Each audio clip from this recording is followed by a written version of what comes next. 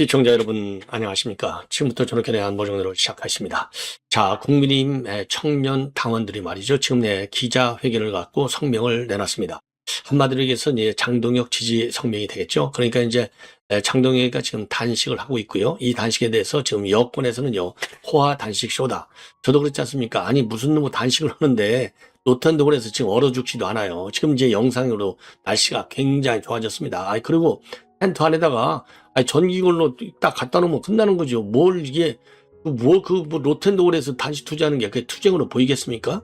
스스로 빌미를 주는 것이고, 이게 한동훈 제명에 대한 역풍을 본인이 막아내려고 이런 극단적인 수술을 쓴 것이 아니냐. 그래서 이 단식 투쟁에 대한 진의가 뭐가 됐든지 간에, 진의는 뭐 그거죠. 통일교하고 공천원금 됐든지 간에 그 진의가 우리 그야말로 자유우파 국민들한테도 인정을 받지 못하고 있는 상황이다.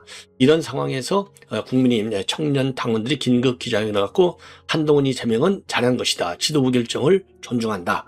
이런 입장을 내놓고 있습니다. 자, 그리고 이제 한동훈은요, 지금 열불이 나 있다고 합니다. 그 열불이 난 이유는 이거 재심 청구하지 재심을 받아주지 않겠어야 되는데 왜 재심 쪽으로 여론을 몰아갔느냐. 친한계에 대한 불만이 터져나오고 있다는 말도 지금 나오고 있는 상황이 되겠고요. 그리고 지금 이제 이 박영재 신임 법원 행정처장이 오늘 취임식을 가졌습니다.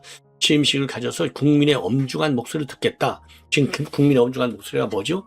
여론조사를 보더라도 지금 여권의 사법개혁, 그리고 지금 이 대통령에 대한 재판 중단, 이거에 대한 비판의 목소리가 커져오고 있는 상황이 아니겠습니까?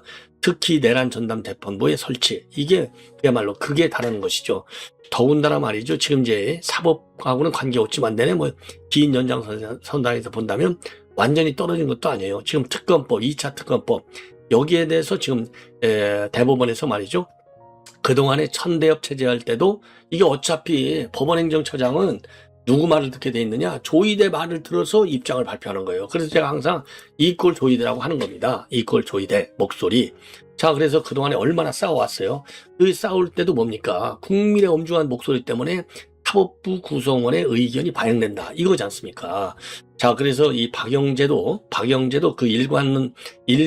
그 같은 선상에서 국민의 엄중한 목소리를 들어야 되겠다. 그러니까 그렇게 쉽게 그러니까 이제 천대협체제에서는 사법부 구성원의 목소리에서 이제는 사법 구성원의 목소리예요. 사법 전문가니까 이거 안 돼. 이렇게 됐는데 이제 그거 이제 안 통하잖아요. 안 통하니까 이제는 국민의 엄중한 목소리를 여권 똑바로 알아들어 이 얘기를 점잖하게 표현한 것으로 해석되는 대목이 되겠습니다. 자, 그래서 요 내용을 말씀드리겠고, 그 다음에 이제 김경. 자, 요런 인간을 말이죠. 이게 완전히 권력의 하이에나보다 더 무서운 인간이에요. 한동훈의 버금가는 인간인 것 같습니다. 전부 돈 갖고 장난질을 한 거, 장난이 아니라 지 정치 이익을 위해서 돈을 앞세운 거예요. 그래서 오늘 지금 조선일보 보도를 보면요, 지금 신고 재산은 한 70억 정도밖에 안 되지만 실제 재산은 한 200억이 넘는다. 이런 취지의 보도를 하고 있고, 재산이야 지 능력껏 벌었다고 봐야 되겠지만, 어쨌든 간에 이게 문제가 이제 커지고 있고요. 지금 문제는 뭐냐? 이 중에서 말이죠. 지금 남한테 빌려준 돈, 그러니까 이제 받을 돈인 거죠. 강선호한테 돈 1억 준 것도 이거 받을 돈이잖아요. 결국은 다 받았다고 지금 주장을 하고 있지 않습니까? 남한테 빌려준 돈이 47억 원. 구청장 되려고 지역구를 무려 3번이나 옮겼다. 자, 이런 인간, 자, 얼굴이라도 여러분들 한번 보셔야 될 것 같아요. 정말 이게 무슨 서울에 있는 전문대학 교수했다고 하는데 교수협회에서 말이죠. 전교조 이런 데서, 전교조 아니죠. 정교모 이런 데서 이 김경희를 좀 일격하는 좀 성명이라도 내놔야 될 것이 아니냐. 저는 그렇게 주장하지 않을 수 없습니다. 교수라고 하는 그 신성한, 그야말로 상아탑, 교수라고 하는 그 신성한 직업을 갖다가 지금 완전히 그야말로 억무를 치는 인간이 아닌가. 그래서 이거는 비판받아야 마땅한 게 아니라 요 인간도 말이죠. 반드시 정계를 떠나도록 해야 된다. 반드시 정계를 떠나도록 해야 된다. 다시는 정치판에 못 들어오게 해야 될 것이 아니냐. 이런 생각이 들어요. 이걸 갖다가 말이죠. 지금 서울시에서 징계 제명 조치 하나를 지금 못하고 있어요. 서울시의회에서. 서울시의회도 지금 뭐 하는 거예요? 이런 거 즉각 제명 조치해서 날려버려야지. 안 그렇습니까? 자, 그래서 이 김경 얘기도 하고 말이죠. 그리고 지금 우리 환율이 지금 계속해서 올라가고 있어요. 지금 이제 정부에서 말이죠. 이 기업들 곳간까지 전부 다 털고 있다는 거 아닙니까? 예, 환율 빨리 시장에 내놓으라고. 이 정도로 압박을 받고 있는데 그 원인은 미국이 통화 수합에 동의하지 않아서 그렇습니다. 자, 그런데 구윤철 기재부 장관, 구윤철이가 지금 미국에 가 있어요. G7 정상회담에 가 있는데 그때 미 베센트 장관을 만났는데도 여전히 통화 수합에 대해서는 부정적인 이런 입장이 불행하게도 확인이 됐습니다. 그래서 지금 겉으로 나온 얘기는요, 통화 수합이 거절됐다, 뭐 어쩌다 이런 얘기는 전혀 안 나오고 거꾸로 지금 환율이 이렇게 올라오는 것은 한국의 펀더멘탈이 반영되지 않은 거야? 딱 요렇게만 얘기 나왔어요. 이 얘기는 미국은 환율은 올라가든 말든 그게 지금 어떤 영향을 주느냐? 지금 이제 그 조인트 팩트, 조인트 이 팩트 시트 때문에 미국에 매년 200억 불이 들어가야 되잖아요, 투자로. 근데 이제 환율이 올라가니까 기업들 부담이 굉장히 커지는 거죠. 그러니까 이제 그 미국에 대한 투자에 영향을 덜 가도록 하기 위해서 펀더멘탈이 반영이 좀 잘 안 됐다. 이렇게 지금 나오고 있어요. 이것만 언론에 보도되고 있고 통화 수합에 대해서는 보도가 잘 안 되고 있어요. 이게 대한민국 언론의 지금 특성입니다. 큰일 났어요. 언론까지도 지금 아주 저절로 딱딱 몸져 놓고 있는 매우 참 비극적 현실이 아닌가 이렇게 판단이 됩니다. 자, 그러면 말이죠. 이 맨 먼저 지금 청년 당원들의 기자회견 내용을 여러분께 전해드리도록 하겠습니다. 청년 당원들. 자, 이게 이제 여기도 여러분들 잘 아시죠? 예, 국민의힘이라고 딱 써 있잖아요. 당사 앞에서 여기 국민의힘도 보이고 장동혁 지도부를 지지합니다. 예, 그러면서 내부 총질 배신자 한동훈 제명하라. 예, 이렇게 국민의힘 당원들이 주장하고 있는 기자회견을 가진 겁니다. 제가 그래서 그랬잖아요. 어제도 제가 이제 여러분께 말씀을 드려요. 여러분께 보도를 해드렸는데, 지금 이제 그러니까 아시아 투데이에서 거의 유일하게 한동훈 배신자는 영원히 정계에서 퇴출시켜야 된다. 이 배신자들 때문에 우리 보수 대통령이 2번이나 탄핵을 당했다. 이런 취지의 장문의 사설을 쓰셨어요. 제가 그래서 이 사설 너무나 훌륭해가지고 여러분께 이제 분석해 드렸는데, 그런 의미에서 새로운 정말 보수의 진정한 가치가 뭐예요? 저는 배신을 안 떼는 것도 진정한 가치 중에 하나다. 그래서 제가 아시아 투데이를 좀 많이 구독해 주십사. 이렇게 부탁을 드리는 겁니다. 괜히 하는 거 아니에요. 예. 그래서 이제 이 청년 당원들의 긴급 회견 내용을 여러분께 전해드리도록 하겠습니다. 이 긴급 기자회견은 15일 오후 5시 어제 저녁 때 중앙당사 앞에서 열었습니다. 자, 그래서 그러면서 이제 장동혁 지지선언을 한 거예요. 장동혁 지도부 체제에 대한 지지선언이 되겠습니다. 왜? 한동훈이가 지금 잘라내려고 하잖아요. 그래서 철저한 수사를 좀 해달라. 그리고 일부 당직자가 제안한 전 당원 투표에 대해서는 이건 당원 원칙을 무너뜨리는 행위다. 전 당원 투표면 이거 잘못하면 말이죠. 이 한동훈 팬덤 요인간이 또 이게 완전히 또 여론 몰이를 할 가능성이 많아요. 그렇기 때문에 전 당원 투표에 대해서는 이거는 반대, 대신 강한 수사를 요청하고 있습니다. 옳은 얘기죠. 그래서 이번 사태의 본질은 특정 인물에 대한 호불호가 아니라 당의 원칙과 절차, 당원을 대하는 태도에 있다. 예, 그러면서 말이죠. 최근에 일부 당직자가 한동훈의 거취 문제를 두고 당원 투표를 제안했지만 이는 형평성에 어긋날 뿐만 아니라 당의 기강을 바로 세우려고 하는 지도부의 공식 절차를 무시하는 행위다. 당원 투표는 개인이나 특정 세력의 정치적 목적을 위해 남용될 수 있는 수단이 아니다. 지도부를 흔드는 행위가 아니라 혼란을 수습하려는 당 지도부에 힘을 실어줘야 할 때다. 자, 그래서 이건 당원 투표는요, 완전히 이거 포퓰리즘, 여론 재판하겠다는 거나 마찬가지가 아니겠습니까? 자, 그래서 말이죠. 그리고 특히요, 요 국민의힘 청년 당원들은 당계 여론조사 의혹을 수위 높게 비판을 하고 있는 겁니다. 그래서 책임당원 한동훈의 가족이라 주장하는 계정들이 다수의 글을 게시해서 마치 그것이 당의 공식 입장이나 민심인 것처럼 왜곡이 됐다. 이것은 당의 공식 여론 형성 구조를 왜곡하고 정치적 영향력을 행사하려 한 중대한 해악이다. 그래서 사익을 위해 당의 신뢰를 훼손하면 그 책임은 정치적 법적으로 반드시 규명이 되어야 한다. 옳은 얘기죠. 그래서 이제 한동훈 책임론을 또 강하게 지적하고 있습니다. 한동훈은 과정과 결과에서 당을 분열시키고 혼선을 키워 결과적으로 스스로 내부의 야당을 만든 책임에서 자유로울 수 없다. 정치는 의도가 아닌 결과로 평가받아야 한다. 이렇게 지적을 했습니다. 그러면서 말이죠. 이 당원은 공원의 대상이 아니라 정당의 주인이다. 이번 사안을 계기로 국민의힘이 다시 당원 존중과 절차 준수라고 하는 기본 원칙 위에 서기를 바라며 우리 청년 책임당원들은 장동혁 대표를 비롯한 당 지도부와 당 함께 당을 바로 세우는 길에 앞장설 것이다. 예, 이런 입장을 내놨습니다. 자, 그래서 말이죠. 현 지도부를 딱 방어를 하고 한동훈 철저한 수사, 그러니까 제명이 맞다는 얘기죠.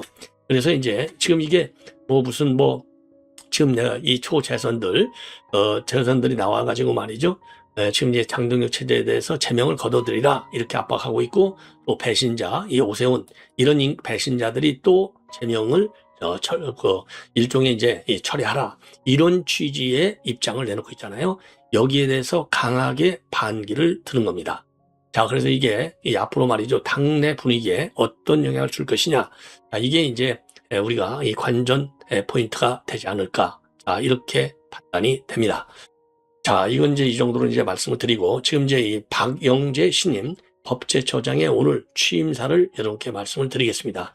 한마디로 해서 조금 전에도 말씀드렸지만 국민의 엄중한 목소리를 겸허히 받아들여라. 그래서 이 얘기는 누구한테 하는 얘기입니까? 이 얘기는 물론 이제 취임식에서 한 거니까 이제 사법부 구성원들, 판사들한테 한 얘기도 되겠지만, 요거는 지금 국민의 엄중한 목소리를 전혀 아랑곳하지 않는 지금 여권에 대한 메시지가 아닌가 이렇게 해석됩니다. 자, 그래서 말이죠. 사법제도와 실무의 개선을 통해서, 실무 개선을 통해서 국민으로부터 신뢰받는 법원으로 거듭나야 한다. 자, 이런 취지의 입장문을 내놨습니다. 그래서 사법부 변화를 요구하는 국민들의 목소리가 이토록 큰 이유는 사법부가 국민의 신뢰를 얻는데 부족했기 때문일 것이다. 우리는 국민의 엄중한 목소리를 겸허히 받아들여야 된다. 자, 그래서 이거는 사법부 스스로도 국민의 목소리를 들어야 되고, 그다음에는요. 왜? 여기서 국민의 목소리가 뭐예요? 이 좌파 판사들이 말이죠. 그동안에 얼마나 정말 이해 안 가는 판결을 내렸습니까? 위중교사 무죄, 예? 선거법 항소심에서 무죄. 이런 거, 이거 국민의 목소리를 전혀 듣지 않은. 왜? 이 법조계 의견도 국민 목소리지 않습니까? 이런 거를 지적한다라고까지도 해석이 가능한 대목이 아니냐. 자, 그리고요. 사법 불신의 근본 원인이 어디에 있는지 밝혀내라. 내야 된다. 그리고 고치고 개선해야 된다. 자, 그리고 신중한 실행과 넓은 안목, 그리고 이 넓은 안목과 신중한 실행으로 사법제도와 실무의 개선을 통해 국민으로부터 신뢰받는 법원으로 거듭나야 한다. 자, 그래서 이 사법 불신의 근본 원인은 어디가 있느냐? 이런 일부 좌파 판사들이 흙탕물을 친 거죠. 예. 자, 그래서 이제 지혜를 모아서 국민을 위해 바람직한 사법제도 개편을 이루기 위해 노력한다면 국민의 기본권은 더 충실히 보장되고 행복한 삶을 실현에 더 크게 이바지하는 사법부가 될 수 있을 것이다. 그래서 사법부 구성원들과 소통하면서 국회, 행정부 등 관계기관을 포함하여 국민과 대화하고 설득하는 데 힘쓰겠다. 국민과 대화를 굉장히 강조하고 있습니다. 국민과의 대화. 예. 그래서 국민과의 대화라고 하는 것은 지금 민주당하고 대화가 안 돼. 현 정부하고도 대화가 안 돼. 이 얘기나 마찬가지인 거예요. 이 얘기나. 야, 참 이 엄중한 목소리를 들어야 됩니다. 예. 자, 그래서 앞으로도 이제 여러분들의 흔들림 없이 일할 수 있는 분위기와 환경을 조성하도록 최선을 다하겠다. 예. 흔들림 없이 일하려면은 지금 사법개혁을 끝까지 지금 민주당발 사법개혁 이거를 갖다가 딱 걷어내도록 해야 될 것이 아니냐. 그런 점에서 저는 이번 이 박영재 신임 행정처장의 이런 취임사 상당히 의미가 깊다. 예. 그리고 이제 떠나는 천대엽도 말이죠. 이제 어제 지금 임사를 했는데 사법부를 배제한 개혁은 전례가 없다. 구성원 얘기에 귀를 기울여달라. 사법부 목소리를 들어달라. 이렇게 얘기한 것이고, 오늘 취임사는요. 국민의 목소리를 더 무섭게 반영하겠다. 이 얘기가 되겠습니다. 자, 이 정도로 해서 말이죠. 지금 이제 이 신임 법원 행정처장의 취임사 상당한 저는요. 정치적 법률적 의미를 담고 있다. 이렇게 보여집니다. 자, 이번에는 이제 이 김경 관련에게서 말씀을 드리겠는데, 야, 참 이런 인간이 정말 기가 막히네요. 그래서 이 인간이 갖고 있는 재산 규모를 여러분께 보여드리겠습니다. 자, 김경희가 갖고 있는 재산이 이렇게 돼요. 자, 그래서 이제 한 65억 가지고 있다, 전체가. 근데 이걸 이제 조선일보에서 취재한 바에 따르면 거의 200억에 상당한다. 이렇게 이제 보고 있어요. 그래서 이 상가가 2개, 아파트 5채 해서 65억. 그리고 사인 간의 채권이 여기서 지금 문제되는 게 그거예요. 하인간의 채권 받을 돈이 47억? 이거 강선우 같이 어디다가 말이죠. 공천대가라든가 뭐 정치적 이유를 위해서 어딘가에 또 돈 빌려주고 이런 거 아니냐, 이런 의혹이 제기되는 거죠. 예금이 6억, 토지가 2천만 원, 자동차가 3,300, 자동차가 무려 또 3대나인데요. 금이 1억 3,700. 야, 정말 기가 막힌 인간이네요. 금이 1억 3,700. 지금 금값이 말이죠. 몇백 올랐다는 거 아니겠습니까? 채무, 금융기관하고 건물임대 채무가 55억. 이거 전부 부동산 투기하는데 써먹은 돈이 상당한 것 같아요. 자, 이런 문제인간이, 그런 참 기가 막히죠. 그래서 지금 이제 이혜원 얘기 나오니까 국민의힘에서 그동안에 우려 먹었잖아. 공천 3번씩이나 줬지. 그런데 이혜훈보다 더 나쁜 인간이, 더 나쁜 게 아니라 이혜훈이가 더 나쁘긴 나쁘죠. 이혜훈이라고 김경하고 말이지. 김경은 누가 만들어줬는데 시의원을 2번씩이나. 민주당이 만들었잖아. 민주당 끝까지 책임져야지. 이거 국민이 너희들이 책임지라는 거 아니에요. 그래서 안 잘라내고 있지 않습니까? 그런데 다행히도 이혜훈에 대한 분위기가 지금 여권에서 급작히 바뀌고 있다. 예, 그래서 요 내용은 제가 별도의 분석이 상당히 필요하기 때문에 별도 방송을 편성해서 말씀을 드리도록 하겠고, 이번 시간은 김경 중심으로 얘기하겠는데요. 자, 빌려준 돈만 47억이고요. 구청장 되려고 강서에서 옮겨 영등포로 또 옮겨 난리를 친 겁니다. 근데 이제 문제는 뭐냐? 이 구청장 이제 지금 나오려고 할 때마다 이게 또 이 습관성, 이게 돈 내지르는 거잖아요. 야, 정말 문제가 많아요. 그 의혹도 철저히 제보를 받아갖고 폭로해야 될 것이 아니냐. 그래서 지금 말이죠. 이 김경희가 어제 2번째로 출석을 했어요. 그래서 1억과 관련해서는요, 2022년도에 강선우한테 줬고, 그게 4월 공천이 확정되고 나서 수개월 뒤에 돈을 돌려받았다. 예, 바로 돌려줬다고 돼 있잖아요. 강선우. 이거 거짓말인 겁니다. 누군가 한 사람이 거짓말을 하는 거예요. 그런데 요 내용은요, 11일 날 미국에서 지금 경찰에 제출한 자수서에도 이런 내용이 나와 있다고 합니다. 자, 그래서 근데 강선우는 뭐라고 그랬어요? 이 금품 수사를 알게 된 즉시 반환을 지시했다라고 되어 있지 않습니까? 그런데 요 관련해서 남부장관이라는 사람, 남국장 전혀 모른다는 거 아니에요. 또 자기는 돈 안 받았다는 거 아닙니까? 이거 빠르게 신속한 수사가 요청되는 이유 중에 하나가 아닌가, 이렇게 생각이 되는 겁니다. 예. 자, 그래서 지금 이제 이 서울에 있는 말이죠. 이 김경희가 서울에 있는 이 시의원이 되기 전에는 전문대 아동복지학과 교수였다고 합니다. 그래서 2018년도에 지방선거 때 비례대표로 서울시 의원이 됐고, 그리고 2020년도에 강서에서 2번째 됐고, 이번에 2026년대는 영등포 구청장을 나오려고 했고요. 그 전에도 강서구청장을 나오려고 했는데 그 사이가, 강선하고 사이가 삐뚤어지는 바람에 못 나왔다는 겁니다. 자, 그런데 이제 이 김경을 이 정치권에다가 발려놓은 인간이 누구냐? 현 안규백이라는 거예요. 왜? 안규백이가 그 당시, 그러니까 이제 강서 공천 받을 때 서울시당 위원장을 했다는 겁니다. 예. 자, 그러니까 이게, 그러면서 말이죠. 2016년도 12월에는 안규백한테 공식 후원금으로 500만 원을 준 걸로 알려져 있다는 겁니다. 요 인간은 말이죠. 지 할 때마다 전부 다 돈을 지르는 거예요. 예. 기가 막히죠? 자, 그래서 이 김경희는요, 주로 지금 이 안규백이가 이제 동대문 지역인데, 동대문 지역에서 활동하다가 2022년도에 강서로 옮겼어요. 강서. 그래서 이제 본래는 본인이 강선우하고 이제 다리 좀 놀라고 난리를 치고 돌아다녔는데 이게 잘 안 돼가지고, 잘 안 돼서 결국은 다른 경로로 강선우를 소개받았다고 합니다. 다른 경로가 뭔지 조선일보 이걸 좀 까주세요. 예. 자, 왜냐하면 2021년도 선거 때는 강선우가 지역 위원장을 했어요. 그래서 강서 지역에서 서울시 의원이 된 뒤로 강서구청장을 노렸는데 강선우하고 사이가 삐뚤어지면서 이게 잘 안 되는 거예요. 그러니까 이번 선거에서는 영등포 구청장을 나오려고 김미석이한테 잘 벌이려고 말이죠. 예. 그럼 이제 통일교신도 3,000명을 갖다가 당원으로 가입시키고 당비도 내줬다. 이런 의혹이 제기된 바 있는 겁니다. 야, 참 이 권력의 하야회 중에 하야라니까요. 그래서 주택이 2채고 상가 5채, 65억, 실거래가는 계산하면은요, 이게 200억 원에 육박하는 거라고 합니다. 자, 그리고 윤 정부 때는요, 2023년도 7월에 법원 경매로 경기도 양평 강상면에 있는 임야 300평을 낙찰받았다는 겁니다. 왜? 이게 양평 고속도로 또 종점, 이게 양평군 양서면에 있는 장상면으로 바꾸니까 2달 만에 딱 요 땅을 매입해버린 거예요.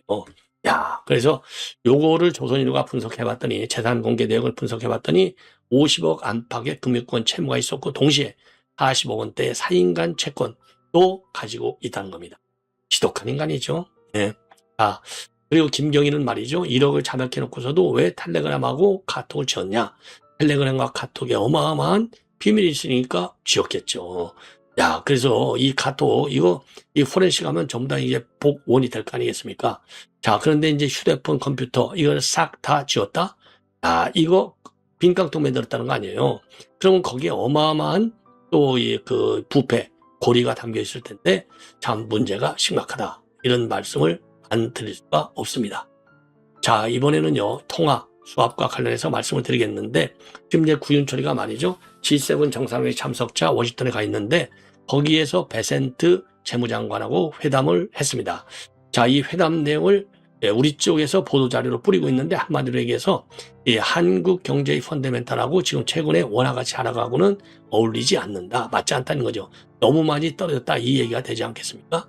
자, 그래서 요거를 우리 정부는 강조하고 있어요. 왜? 환율이 너무나 팍팍 뛰니까 환율 잡아야 되니까 우리 펀더멘탈에 비하면 환율이 너무 많이 떨어졌어. 그러니까 이게 그 문제가 있는 거야. 투기하지 마. 딱 이 얘기나 마찬가지인 거예요. 자, 그래서 이제 이거를 이제 전문가들이 어떻게 보는지 요 얘기를 말씀드리겠고, 그러면서 말이죠. 이 베센트의 이 발언의 내용을 보면은 지금 외환시장의 과도한 변동성은 바람직하지 않다. 과도한 변동성이라니까 이제 환율이 너무나 많이 올라가는 것을 얘기하는 거겠죠. 그래서 미국 경제를 지원하는 핵심 산업 분야에서 한국의 강력한 경제 성과가 한국을 아시아에서 미국의 핵심 판도로 만든다. 핵심 산업 분야가 이게 조선업이죠. 예. 왜? 지금 지난 11월 달에 발표된 공동 팩트 시트를 보면요. 이 팩트 시트를 보면은요. 이 협정 이행이 성실히 이루어져야 되고, 이 협정이 한미 경제 동반자 관계를 더 심화시키고 미국 산업의 재활성화를 촉진한다. 자, 그러면서 역사적인 한미 전략적 무역 투자 협정의 완전하고 성실한 이행을 논의했다라고 돼 있거든요. 그러니까 요거를 이행하는데 환율이 너무나 뛰어버리면 우리 기업에서 이 부담이 엄청 커지잖아요. 그러니까 이제 환율 좀 안 올라갔으면 좋겠네. 예, 이렇게 사인을 주는 겁니다. 자, 그런데 이제 문제는 뭐냐? 지금 현재 말이죠. 예, 작년부터 별도로 이 통상협상과는 관세협상과 별도로 한미 재무당국 간의 환율 정책을 논의해 오고 있다는 겁니다. 예, 논의해 오고 있는데 미국 정부는요. 우리 원화는 이제 비기축통화지 않았습니까? 원화의 글로벌 거래의 비중과 신용도 이런 거를 이유로 해서 통화 수합에는 부적절한 입장이다. 이렇게 조선일보가 보도를 하고 있습니다. 예. 자, 그래서 이제 참 이 문제가 심각해지는 거가 되겠습니다. 그러면 말이죠. 지금 이제 이 미 재무장관이 이렇게 얘기한 것이 과연 환율 안정에 도움이 될 수 있겠을 것이냐? 그건 아니다. 이게 전반적인 평가가 되겠습니다. 그래서 이 TV조선의 이제 보도 내용 요걸 한번 들어보시죠. 예.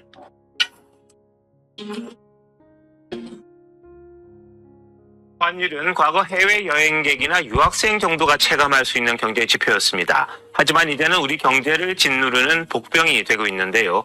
원달러 환율이 1,500원을 위협하면서 수출입과 물가, 금융시장 전반에 영향을 끼치고 있기 때문입니다. 환율이 왜 이렇게 오르는 건지, 대책은 없는 건지 이정영 기자와 뉴스터에서 더 알아보도록 하겠습니다. 이 기자, 보신 것처럼 베센트 미 재무장관까지 구두 개입에 나섰습니다. 이례적인 상황인데 시장에서는 효과가 있다고 보고 있습니까? 네, 베센트 장관의 발언 직후에 10원 가까이 떨어진 만큼 시장에선 나름의 효과가 있었다고 보고 있습니다. 다만 환율이 떨어지자마자 달러를 사두려는 수요가 다시 늘면서 하락폭이 줄었는데요. 전문가들은 환율이 점차 안정을 되찾을 거라고 전망하면서도 이런 사재기 수요를 변수로 꼽고 있습니다. 자, 그런데 왜 이렇게 환율이 오르고 있습니까? 네, 환율이 오른다는 건 달러에 비해서 원화 가치가 그만큼 떨어진다는 거죠. 네. 한마디로 우리 경제보다 미국에 대한 기대감이 커서 달러를 찾는 사람이 많다는 겁니다. 우선 고환율의 원인으로는 국민연금과 서학개미를 포함한 국내 거주자들의 해외 투자가 꼽힙니다. 여기에 관세 협상 타결로 수출 기업들이 미국에 매년 200억 달러를 투자해야 하는 만큼 기업들의 달러 잠재 수요도 한몫하고 있다는 분석입니다. 네, 그러다 보니까 정부가 이제 전방위로 뛰고는 있어요. 그런데 환율이 계속 또 뜁니다. 백약이 무효하다 이런 말이 나오는데 어떻게 봐야 합니까? 네, 지난해 당국 개입으로 1,430원까지 떨어졌다가 환율이 다시 심리적 저항선인 1,470원까지 올라왔습니다. 하지만 이창용 한은 총재는 지금의 환율 상황은 작년 말과는 다르다고 평가했습니다. 작년 말엔 국제적인 요인과 관계없이 우리만 올랐는데 연초에 상승한 건 4분의 3이 대외적인 요인 때문이라고 평가했습니다. 베네수엘라와 이란 사태 등 지정학적 리스크가 커지면서 안전자산인 달러가 강세를 보이고 또 원화와 비슷하게 움직이는 엔화 약세도 영향이 있다는 겁니다. 네. 근데 환율이 1,400원대 후반이면 우리가 아주 끔찍하게 경험했던 IMF 위기 때와 비슷하다 이런 말이 나오잖아요. 그래서 금융위기 또 오는 거 아니냐 이렇게 걱정하는 분들도 있습니다. 네, 그 부분에 대해서도 한은은 과거와는 다르다라고 선을 그었습니다. 이창용 총재의 말을 들어보시죠. 풍부합니다. 문제는 뭐냐면 달러를 다 가져오는데 환율이 더 올라갈 거라 생각해서 현물 시장에서 달러를 팔지 않습니다. 네, 리포트에도 나왔습니다만 기준금리 동결하면서 환율을 이야기했단 말이죠. 환율 안정. 그리고 물가 이야기까지 했는데 왜 그런 겁니까?